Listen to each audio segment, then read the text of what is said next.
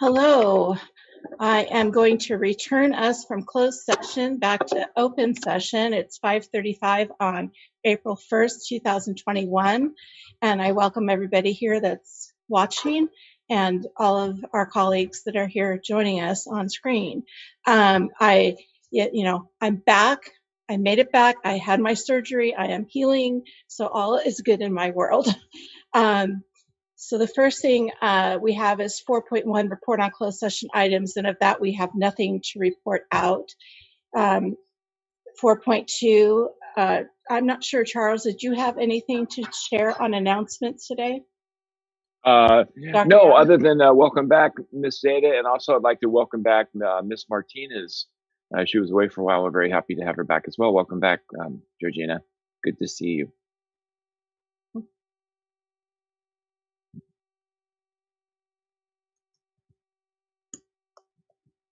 What? The YouTube channel recording. I'm not sure I understand what you mean. Oh, okay, then I should read something. This meeting is recorded for live streaming and archiving on the district YouTube channel. So please join us there for your convenience.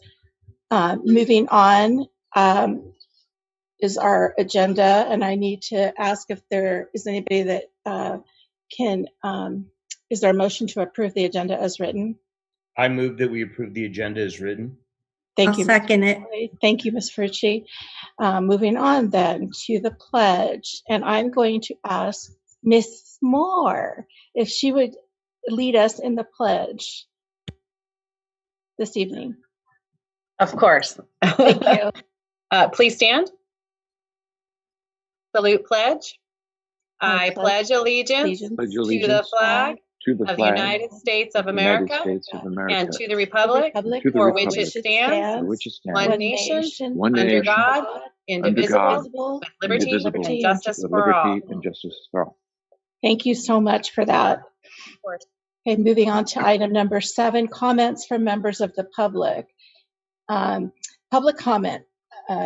Members of the public may submit comments on items on the agenda and any item within the jurisdiction of the school district in the following manner for meetings during the shelter-in-place executive order.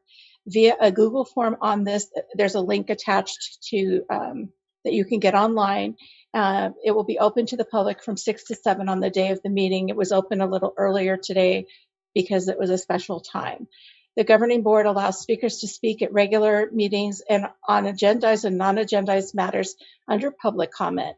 Comments are limited to no more than 3 minutes per speaker. By law, no action may be taken on any item raised during the public comment periods, and matters may be referred to staff for placement on a future agenda of the governing board.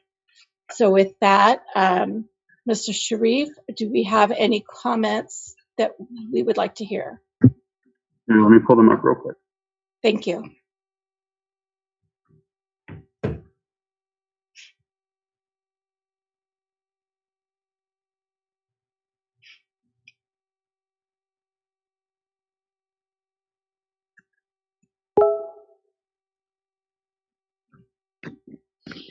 Good afternoon. My name is Chris Zimmerman. I'm a student at Mary Farmer and Benicia Middle School. I'm calling in support of and expectation of opening the schools full-time for all students who wish to return. Thank you very much. Hi, my name is Sarah Ferrucci, and I'm calling in regarding agenda topic 9.1.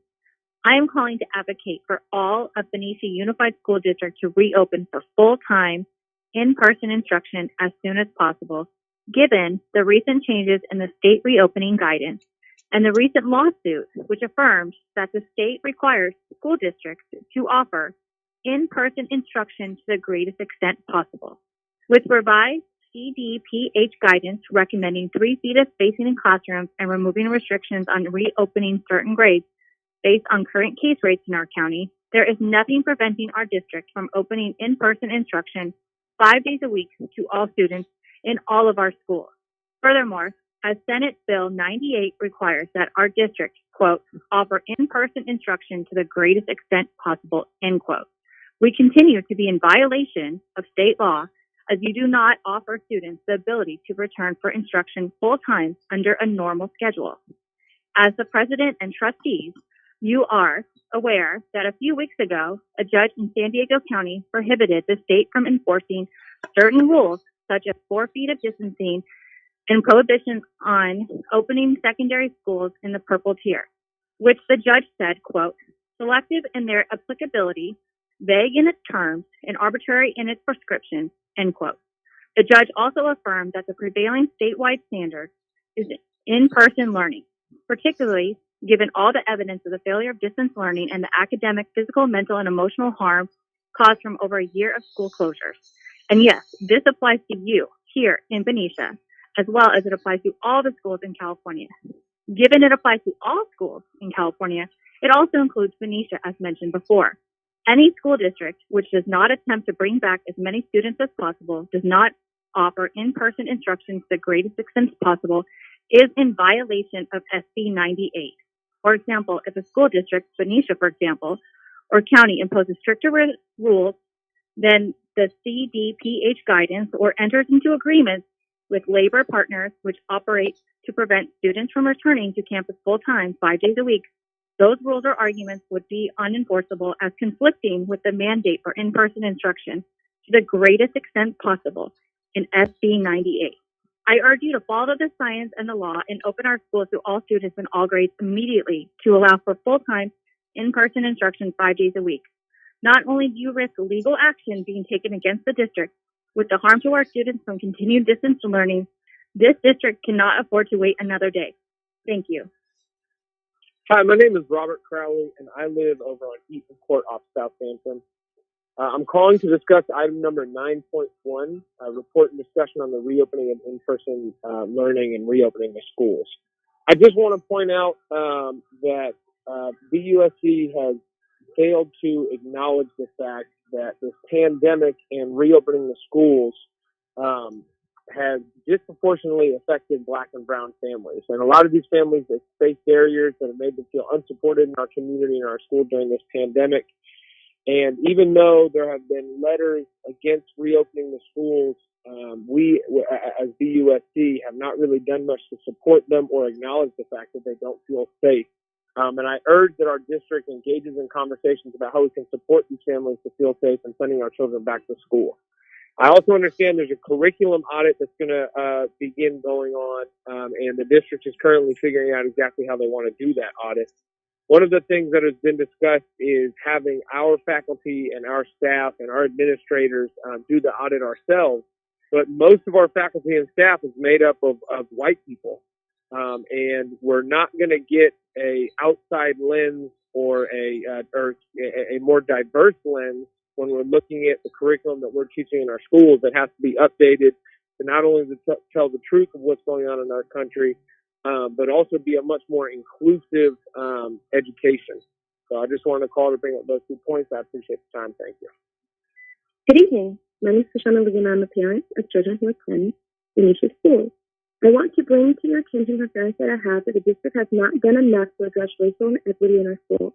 I am concerned because I have had my own children experience racial bias and racism on campuses that were not addressed in an appropriate manner. When coming to item 9.1, report and discussion on the reopening of in-person learning, it is important for us as a community to acknowledge the Black and brown families have been disproportionately impacted by COVID. Many of these families face barriers that made them feel unsupported by our school community even before this pandemic. The past year has shined an even brighter light on how inequities have led to many of our students being underserved. I want to urge our district to engage in conversations about how we can support these families to feel safe in sending their children back to school. On curriculum, I strongly advocate for our children to have access to a curriculum that is historically accurate, reflective, and representative of the contributions of all ethnic groups to the culture of the United States. I'm hopeful that the district's current curriculum audit our district is undertaking produces a classroom experience where our students are learning truth through a diverse range of lenses. As a parent, I request that an equity curriculum audit task force be created, composed of diverse educators, diverse parents, and diverse community members to ensure that our curriculum is culturally accurate and reflective of the truth through their life lenses and life experience. I request that the community be kept abreast of this work towards more equitable education with equity updates presented during Benicia Unified School District Governing Board meetings on a bi-weekly basis. Thank you. Hi, my name is Lindsay. My address is 386 Columbia Circle. I would like to address item 9.1. My son is a kindergarten student in the district. I wanted to first and foremost thank the board, superintendent, administrators, teachers, and support staff for their incredible amount of work and planning they've put into this past school year. Your hard work is seen and appreciated.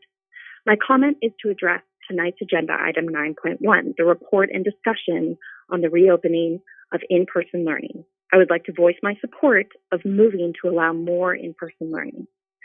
As of March 19th, the CDC released new guidelines to allow for 3-foot student spacing in classrooms without dividing partitions. Within this framework, our district would be able to comply and get students learning in person for a greater amount of time. Districts around the country have already reopened their doors to students learning in person without widespread infection. The federal government continues to encourage districts to allow students to return to in-person learning, and the CDC has laid the framework to do so safely, now that we have a greater understanding of the SARS-CoV-2 virus. Humans are a social species built for connections in the real world. All of our students, but especially our youngest learners, desperately need in-person connection with their teachers and peers. The collective mental health decline over the last year needs to begin its path to healing.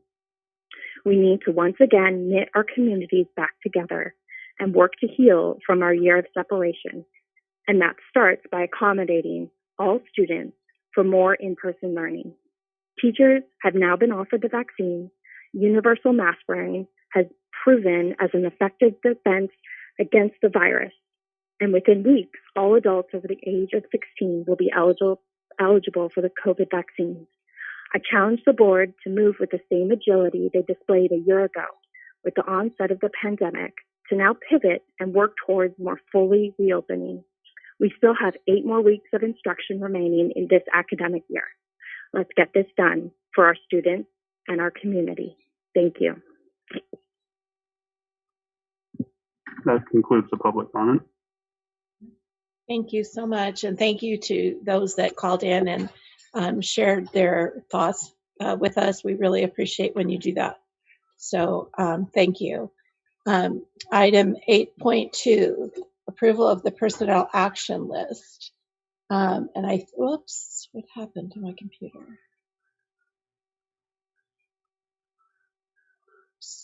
Well, I know that at this point, I'm going to turn it over to Dr. Gill. I'm not sure what happened on my end, but Dr. Gill, if you'd like to share. Oh, see, I was on the wrong, my computer glitched. Hold on one second.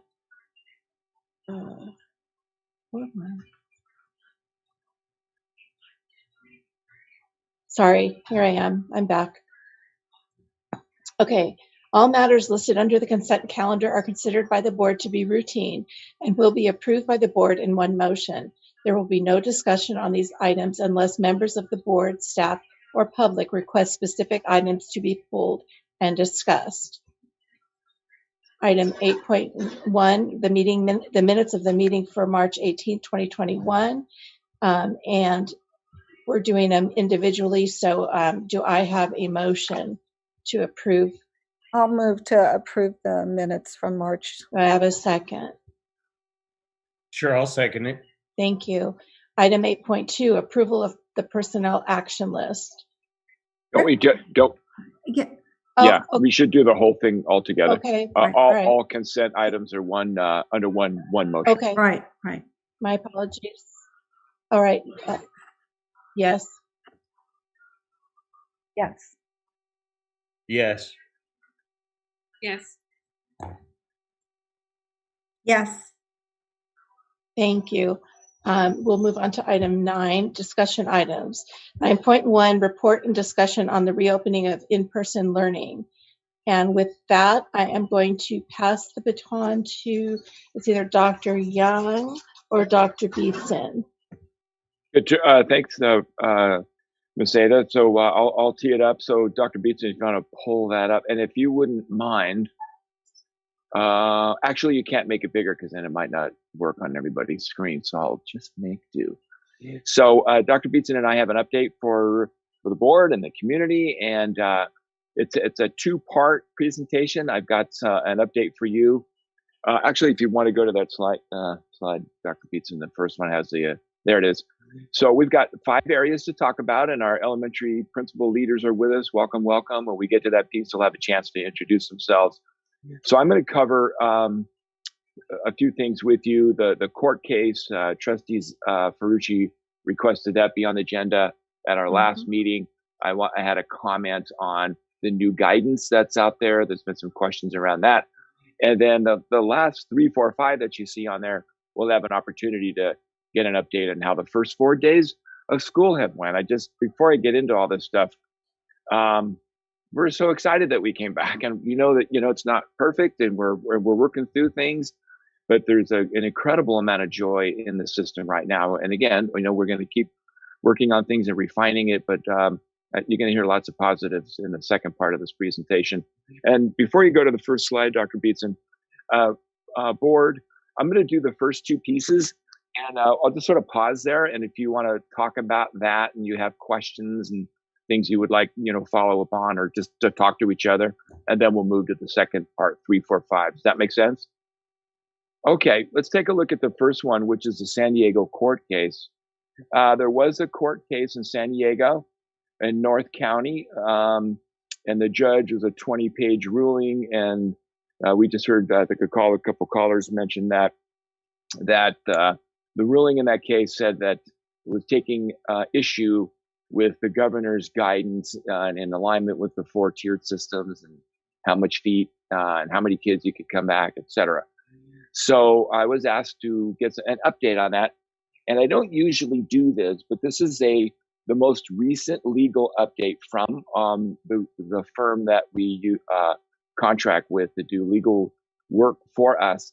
And so I apologize. I didn't want to abbreviate this at the risk of leaving something out, because it's kind of technical and it's not that long. So I wanted to just take a minute and read it to you, so if you could follow along. So there's a few parts to it. So under the jurisdiction, and this is in relation to that court case, is as a matter of law, the California Superior Court decision, this one that we're talking about, does not have presidential value outside of its own jurisdiction. In other words, the temporary restraining order, which is what that 20-page ruling was, granted in San Diego County, is not the new legal standard that must be followed in Solano County or any other California county outside of San Diego. For this reason alone, the district's negotiated agreement with BTA must still be followed until it expires or is mutually modified by the parties. Next slide. The next analysis of it, the law, the San Diego decision is not settled law. Indeed, just last week on March 25th, the San Francisco Superior Court reached the exact opposite decision from the San Diego Superior Court in the city of San Francisco's lawsuit against SFUSD. More specifically, the San Francisco court ruled that, there's 3 points to it. First part, the city's application for a preliminary injunction is moot, since SFUSD and its unions have recently entered into an MOU to start accepting students back for in-person hybrid instruction beginning April 12th, just like us, for the rest of our students after K2. 2, the specific provisions for which the city relies, which states that school districts, quote, shall offer in-person instruction to the greatest extent possible, end quote, does not impose a clear, present, and ministerial duty on the district that may be enforced by the courts. AB 86 makes this clear by providing districts financial incentive to reopen as opposed to mandating that they reopen. The third point, courts are not in the position to dictate or oversee a school district's decision to reopen its schools to thousands of students and staff. And the last part of the analysis here under liability, The San Francisco decision, which is a lot closer to home than the San Diego decision, will likely reduce liability to Benicia and other Bay Area districts. Finally, there are consequences for reneging on a negotiated agreement that could create their own liability for the BUSD, namely a contract grievance or unfair labor practice charge filed by BTA. So I think it's pretty clearly stated. So there it is. I can go back and we can talk about any of those slides and look at it again. I'm not a legal expert, but this is the recent update from our law firm. So maybe I'll pause here and see if there's any questions, reactions, etc. Are there any questions? Mrs. Ferrucci? So, Charles, I'm also reading a summary of that lawsuit today, and I find it interesting that they quoted the judge as saying that it was applicable to all districts in California. So I'm a little concerned because I want to make sure that we are actually following what we're supposed to be following. And that was a quote from the, it wasn't the first day, it was when they had gone back at a second time to ask for clarity. And the attorney said that. So, I mean, I'm not going to sit here and get into arguments with it, sure. But I do want to throw it out there that that is not what the judge said. And I believe her name was Freeland, something, where she actually said it would be applicable to all school districts. Yeah, I can follow up again with that from a member of our lawsuit. He said this was the reason I got this update today is because there was some recent court involvement around this. That our attorney was saying this is about as update as you can, most recent update as you can get on this court case. But I'll double check that. Okay. Anybody else? So I think that the walk away for folks, as a district, you really always think about our legal liability, right? And so, and getting our analysis from legal, it looks like we have some protections there, and our exposure doesn't seem to be great according to this analysis. Thank you, Dr. I'll follow Young. up on that. You're welcome. Thank you for looking into that and giving us some more most recent updated information via our law firm that we use. I think we all were a little bit concerned about the potential, and so I appreciate you taking the time to find out some updated information and share it with us. Did anybody else have any questions or comments? Okay, then we'll move on to the second piece. Dr. Young?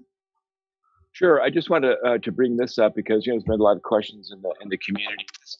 This is part of the lawsuit because they made the claim that many, if not all, of the guidance from the governor's office were not applicable and many errors in it. But this is separate. But I wanted to just point this out because there's been questions around it that the CDC changed the guidance from 6 feet to 3 feet. And then within a fairly short period of time, the CDPH adopted that.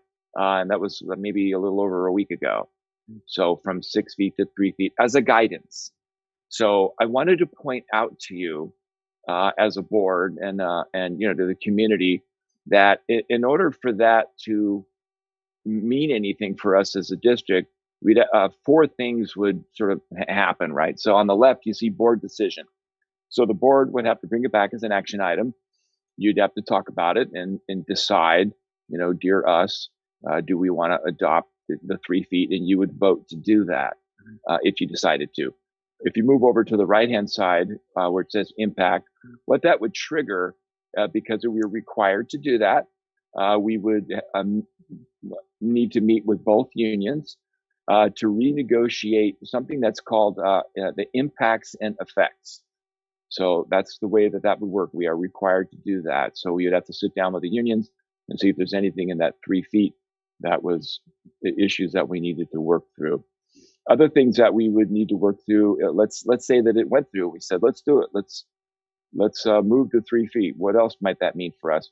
One of the things we'd have to do, we believe, is we'd have to resurvey parents because principals have worked, diligently, as they always do, at putting together these class schedules, responding to survey data, and building classes. So if we moved in that direction, in addition to the negotiations, I think we'd have to resurvey parents to find out now that this would look different, what is their interest?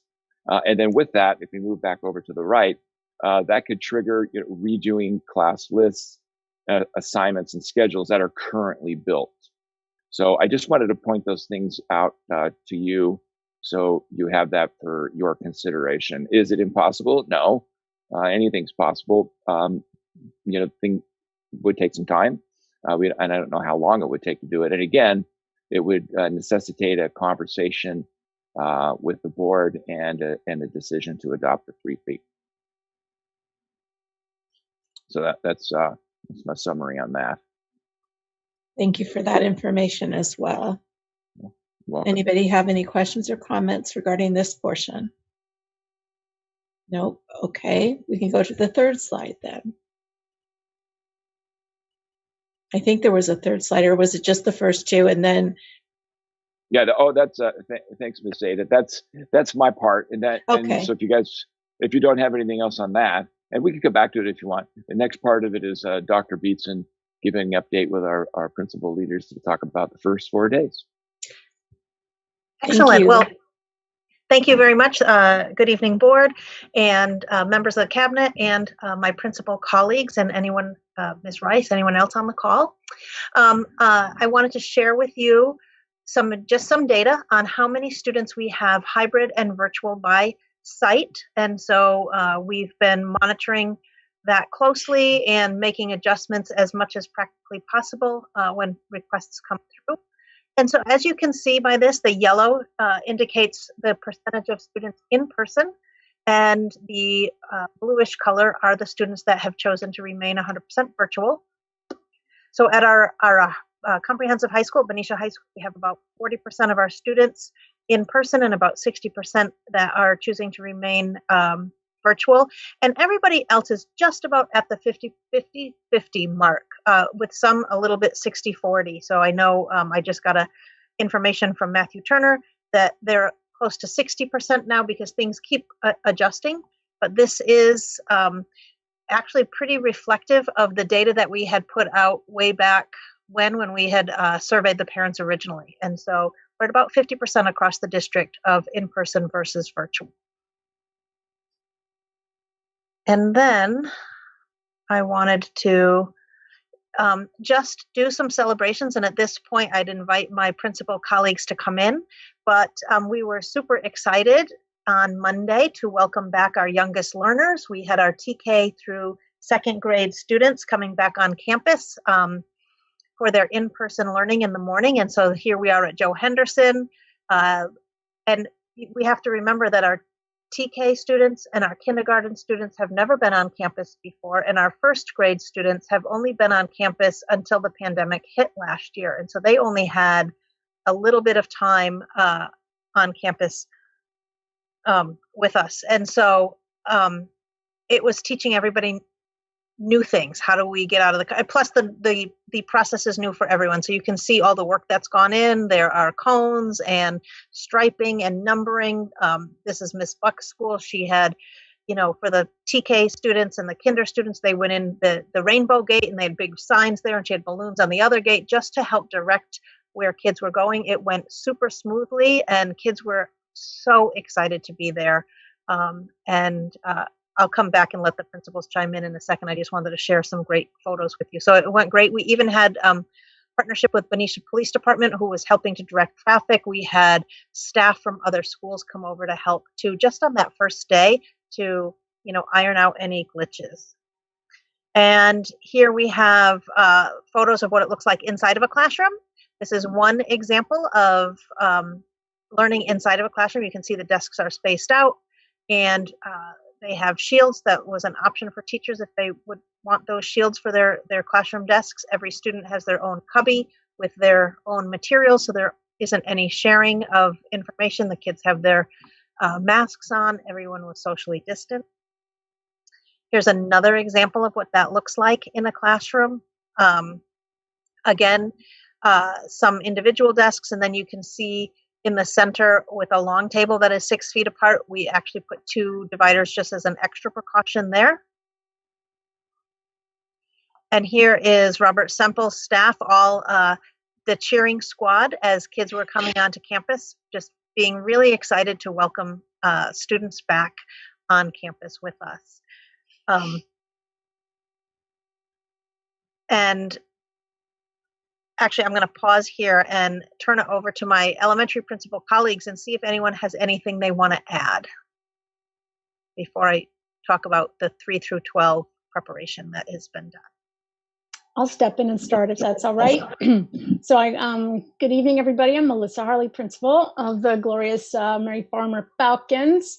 There was a lot of buildup and we had a lot of stage fright, I think, in preparation, but it was really exceptional to get students on campus just to feel normal again, right? And to have the sound of kids around. I think it was pretty gratifying.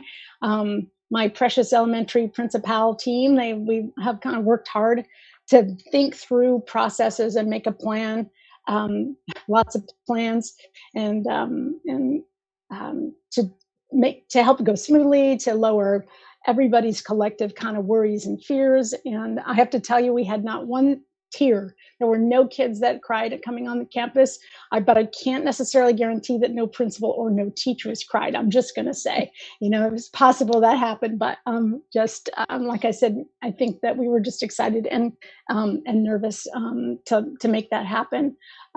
There's a lot of parts to it, a lot of all hands on deck for sure. We've had additional staff to help escort kids on campus. We also, each of the schools had their own way to help identify, have spirit wear and help identify, these new people, since kids were being greeted by our student supervisors and other support staff to escort the kids on campus. But overall, there's certainly plenty of fine tuning to do when we put our collective heads back together again to kind of resolve any of that. And I'll speak for myself, but I think my other team members agree that we are ready for our older kids to join us. It's just some extended time. Each of us has met with our families and our families whose students are remaining virtual, and our in-person families. We've each had principal chats to just kind of explain to them how it goes and show them a slideshow of procedures, and continue to communicate a lot with our families and try to accommodate folks that want to come back when at all possible, if they've decided to come, that they potentially want to come back in person. We've also had actually a number of people that have decided they want either to stay in virtual or move back to virtual. Like it's been an interesting process, but it's required a lot of hand carrying, and it just kind of felt good to finally get to that point that we could actually, push the button, as Mel Buck says, and get the plane in the air. So thank you all. Thank you, Mrs. Harley.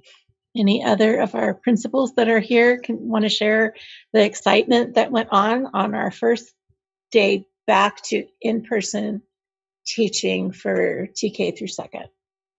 I'm happy to go next. Oh, go, Steve, go. Okay. Hello, I'm Principal Slater for Matthew Turner, and it was a rush to get kids back in, and we were built to win. Sean Thompson and our maintenance team in the district, custodians, tech team, food services, everybody really set us up in a wonderful way to be successful.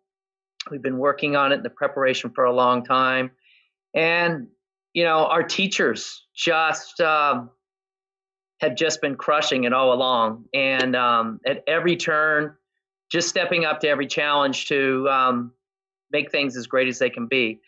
So they certainly shined on that first day in the communication out to families, and we all thought, okay, it's the first day for our TK and kindergarten students, and many of our first graders had only been on the campus for a while. I thought, oh wow, getting them out of the cars, that could be a struggle, but wow, a big shout out to all our families and the kids for their bravery and their initiative and their trust. They got right out and into the gates and into the classrooms, and away we went. So it was exciting. I would describe it as joyous. The students that were in there, and really good procedures and flow throughout the campus. And I had one kindergartner today. I was in there and I was telling about how proud I was of them and everything. They stood up and said, "Could we do this for 1,000 years?"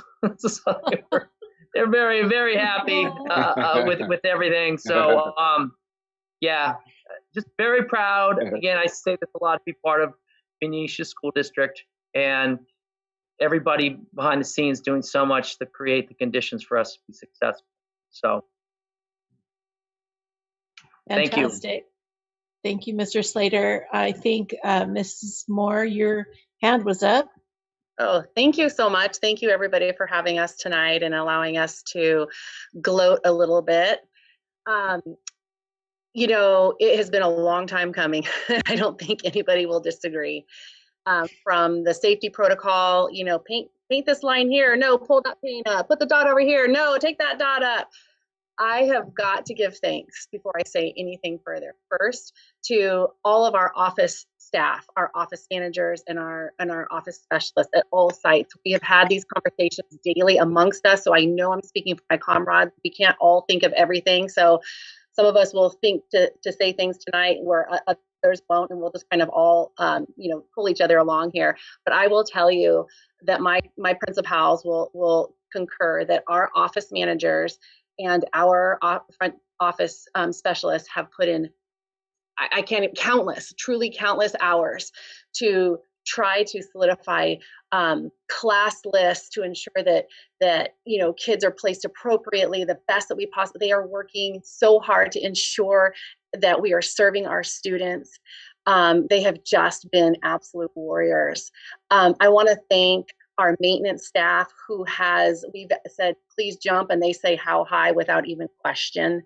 I want to thank our district office people for stepping up and saying, what do you need? And not raising an eyebrow when it seems unreasonable, from a crossing guard to whatever. And they've really supported us in that. I want to thank our teachers who have, you know, we put protocol into place and 45 minutes later said, no, forget that. We're going to do it this way. And they have adjusted. I want to thank our parents who have been so graceful as we try to figure out how to get our kids onto campus safely and back to them safely. I don't know about my other principals at the moment. I can certainly say yes for Joe Henderson that we've moved our walkers from one place to another place to another place until we finally are landing someplace safe, that we can have parents and kids matched up on campus. And I think day 4, we're finally starting to get into the groove for the kids, for the student piece.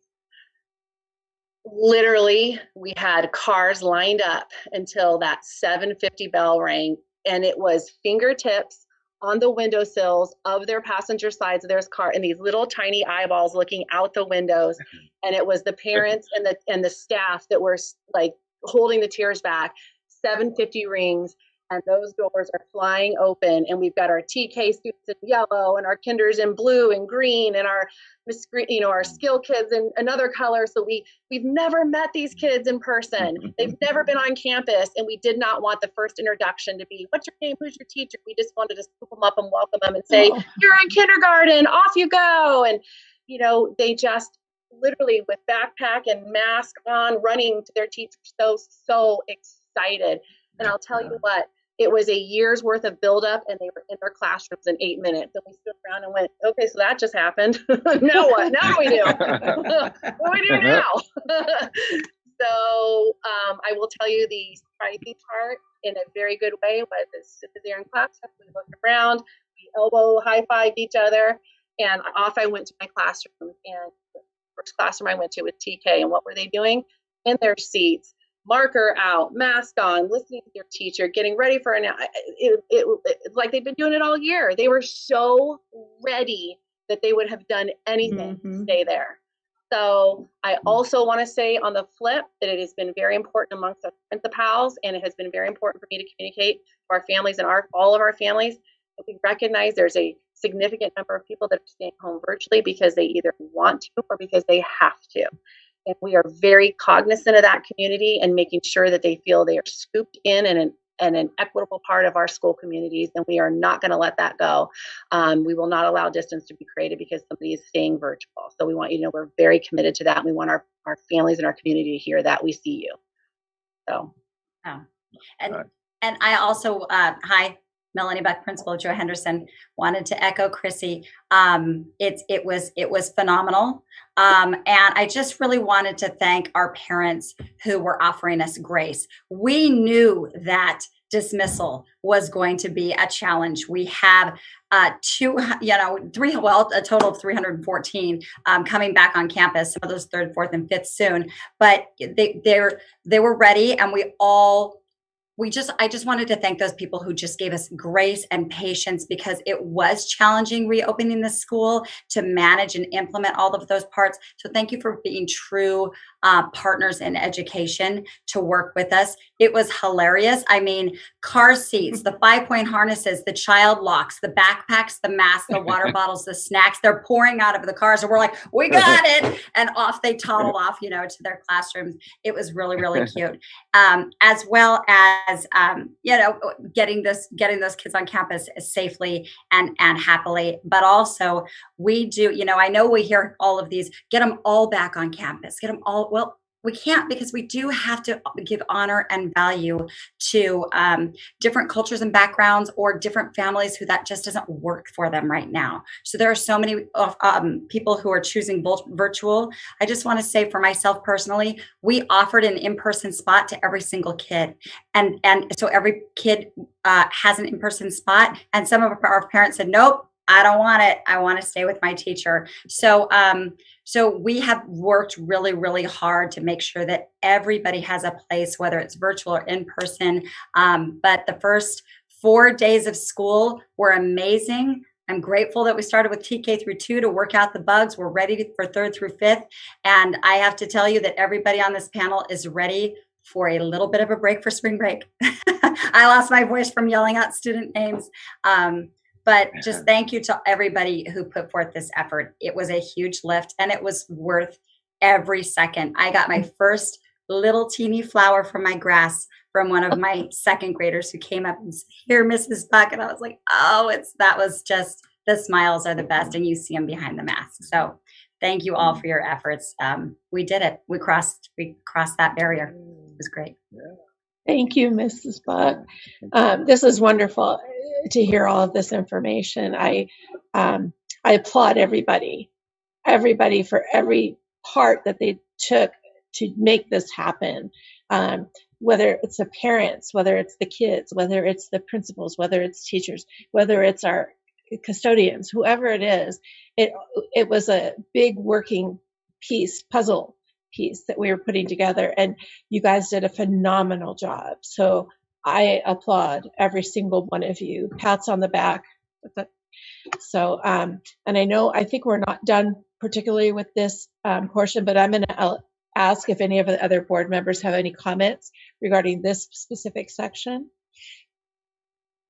Ms. Ferrucci? Sherry, if I can just share, I actually drove around to the schools as they were opening this week just to get into the traffic, just to see the excitement. And you know what? It was heartwarming to see, and to see all the traffic and see little people on our campuses for a change. It was absolutely wonderful.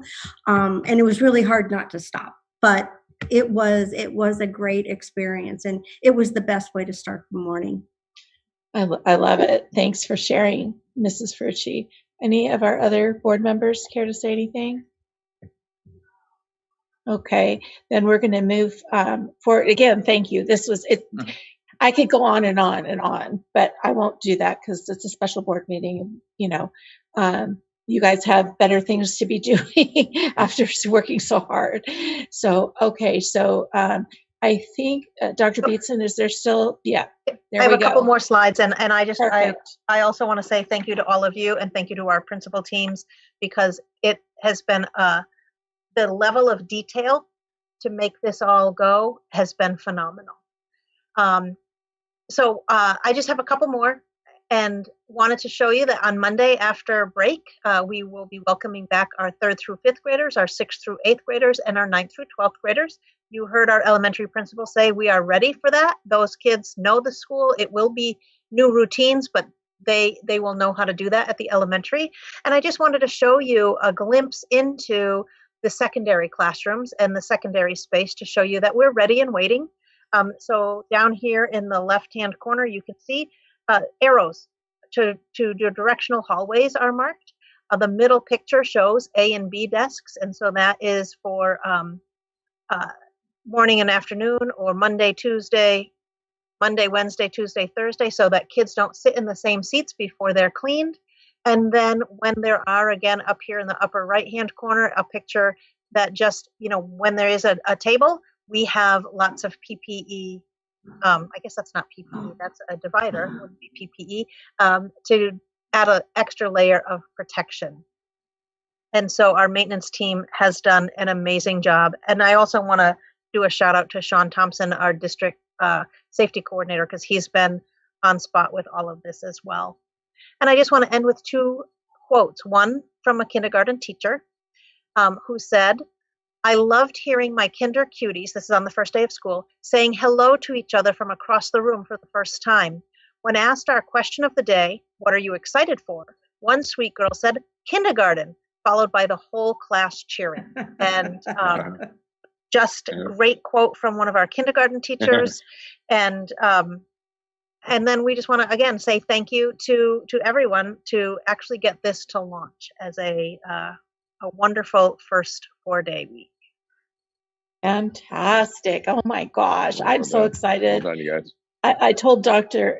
Young, I said, because I really wanted to be there, but I'm laid up right now. But I said, I swear I would be crying. Such good, happy tears. It's just, it's such a great feeling to know we're getting to that place. So I cried getting kids out of, I was at Henderson in the morning helping them open the car doors, and I had tears in my eyes. None of the kindergartens cried. They all jumped out of the car. I had to remind them, turn around and say, wave to your parent, because, parents always walk their kids to class on the first day of school.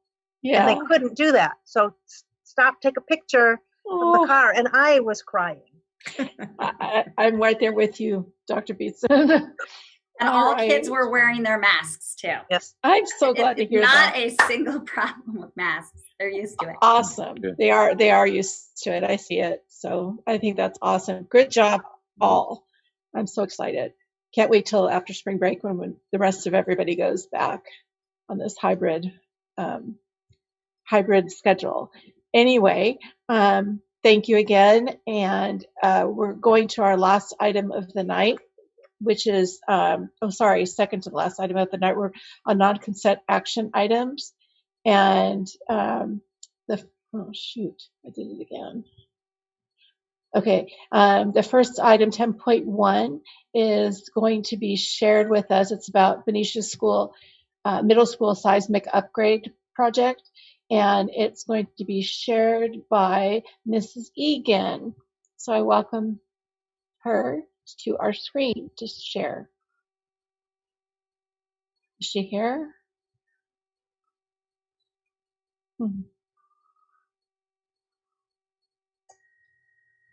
Good evening, everyone. Thanks for having me and for the special board meeting tonight. And exciting stuff getting back to school. It's great. Everybody did a good job. Are you seeing on the screen right now some text? Great. So we have our latest bond project is the Benicia Middle School Seismic Upgrade Project. I have a kind of a summary here to overview what it is and what we're bringing to you to act on, and then I'll go into other pages that have more detail. So we took this project to public bid. We have a process where we pre-qualify the contractors so that we get a comfort level with their experience, and we reference check and do background checks and all of those sorts of things. So we had a really good turnout. We had 12 contractors pre-qualified. And this scope of work is phase 2, kind of as a reminder for the middle school. They have lots of work there, but this is our second major piece there. And it was identified in our master plan as priority 1, essential projects needs. So the scope of it consists of seismic, accessibility and sprinkler upgrades in the middle school across building A, which is the admin building, building B, which is where the library and some classrooms are. There's 2 C buildings, and then D, which is the gym. So the motion that we're going to eventually ask staff's recommendation for the board is approval of the award to the low bidder, who is J-Walt Construction, in the amount of $3,720,000. To share with you some detail. So the project scope: seismic, ADA, and sprinkler upgrades to those 4 buildings. So we're going to be adding sprinklers in buildings B and the MPR. The ceiling tiles will be replaced in all the buildings. As part of the seismic work, they have to do some upgrades around that. And so it only made sense that the ceiling tiles then get replaced. And then we have accessibility upgrades to the cabinetry. It happens in some of the classrooms, some of the office spaces, some of the, like the staff lounge room. And so when we revise the cabinetry, the new finishes will match the finishes that are in the new modulars that were installed in the first portion in building G, which is not the G building. We've got bathroom upgrades in the students' bathrooms in buildings B. So there's 2 student bathrooms there, and then 2 student bathrooms adjacent to the MPR, and also staff restrooms in building A, and then structural seismic upgrades in all of those buildings. Our schedule: so if the board approves this tonight, I will issue notifications to the contractor that they can start work right away. I'll show you how we have phasing planned on the next map, and then they would work through January as the estimated completion. So it's a little bit difficult with, we're so happy school's going back in, but I've worked with Lindsay to come up with a plan that would allow us to do work and still they have school and all of those activities going on. So right now, through the end of the year, most of their all of their PE classes are intended to be outside. And so they really don't have very much going on in the gym. So we're able to allow construction to happen in the gym, and that'll be completely unoccupied through the end of the year. The multi-purpose room, they can do work in there up until noon every day. After noon, it's just as long as it's not noise prohibitive. Then this is a set of bathrooms where they will leave it unoccupied right now through the end of the year and do work in there, as well as this is exterior staff restroom and kind of this little area off of the MPR. And then these 2 rooms in the B building are not currently occupied as part of the back to school plan. So we'll be doing work there as well. There's a lot of stuff that they have to do on rooftops. So they can work on the rooftops as long as it is not noise prohibitive to the classes that are going on beneath them. So we'll keep a close eye on that to be sure that it isn't too disruptive. This next slide shows work over the summer. So there are not going to be any programs held on campus at the middle school over the summer. If they offer any programs, they'll put them at the high school. So just showing that they have work in building. These are our scope of work in those buildings. Then when we return to work or return to school in the fall, you don't see anything highlighted. I'm going to work with Lindsay and also with the contractor once we get him on schedule. But the intent is that we will have maybe 1 or 2 buildings that will have vacant at a time. So like I said, I have to work with Lindsay to find out exactly how these are going to go. But it may be that building C would be vacant from August through Thanksgiving break, and they would complete work in those buildings. And then over Thanksgiving break, maybe the teachers, could move them back in. And at that time, maybe vacate C1 to allow the work in there to complete. That's just one hypothesis of how it could roll out. So those are some more details that'll be worked out before the end of the school year. And then, so just sharing out our process, we did receive bids from 4 contractors. So we had 13 general contractors pre-qualified. We received bids from 4. This is a summary of the bids we received. So Bobo Construction, CWS Construction, J-Walt Construction, and Rodan Builders. We were really pleased. Well, I mean, it's a lot of money, not to understate that, but the engineer's estimate was $3,700,000. So for this amount of a project, this large of a project, these are really good bids, and it's a good time in the economy. There's actually a lot of construction for school construction right now, so we were really pleased to get a good bid pool, and they're fairly close, showing us that we have good numbers. So really pleased with that. And staff recommendation for the board consideration is approval of the bid to the low bidder, J. Walt Construction, in the amount of $3,720,000.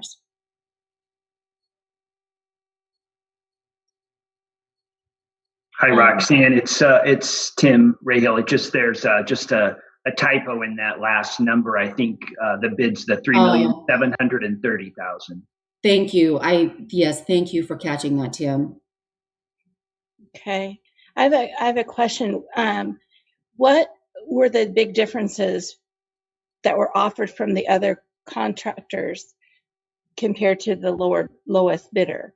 Are we cutting costs with any materials, or so they all, it was apples and apples? Yeah, everybody is required. It's a formal bid process, and all the contractors are given the same plans. They're all given the same specifications.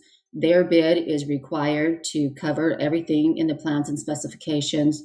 We have a pre-bid conference with we do it by Zoom, but we had all of the contractors there. The architect was there.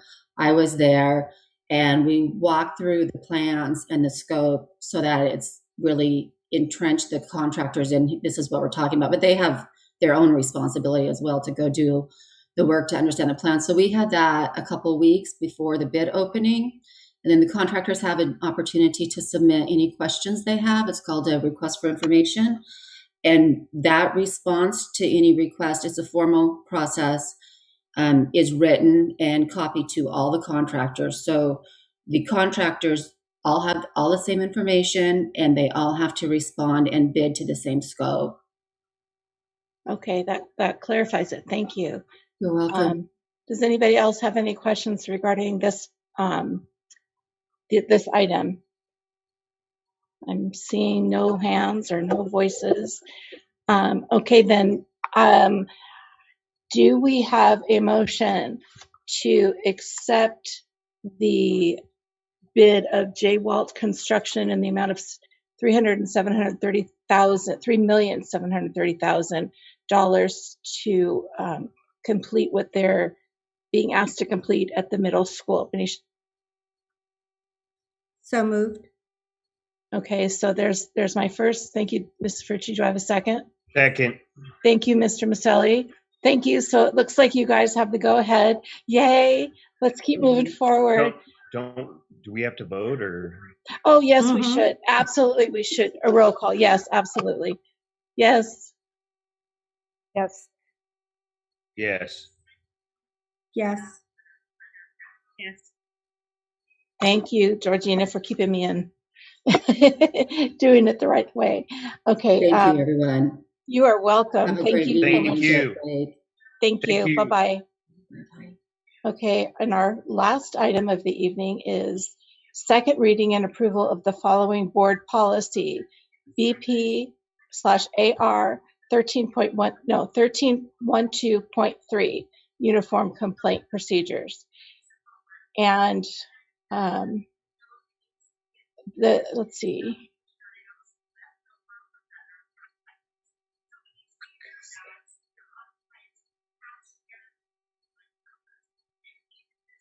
All right.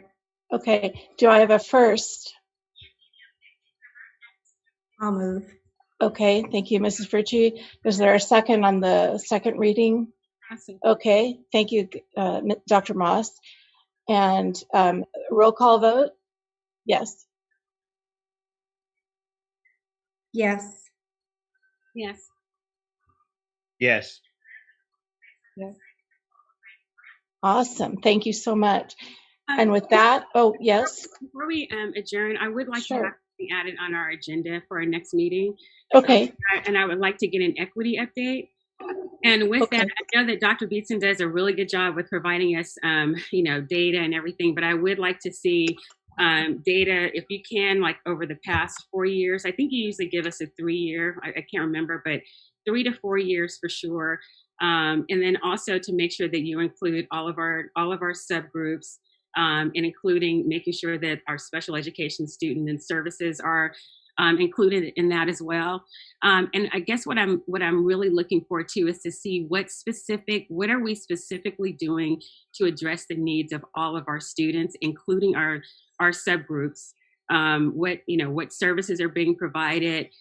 Also, I know that equity has been the staff has been able to participate in different activities and things like that. I'd like to know specifically, I believe that you had mentioned, Dr. Beatson or Mrs. Rice, that you guys had mentioned that there's the modules.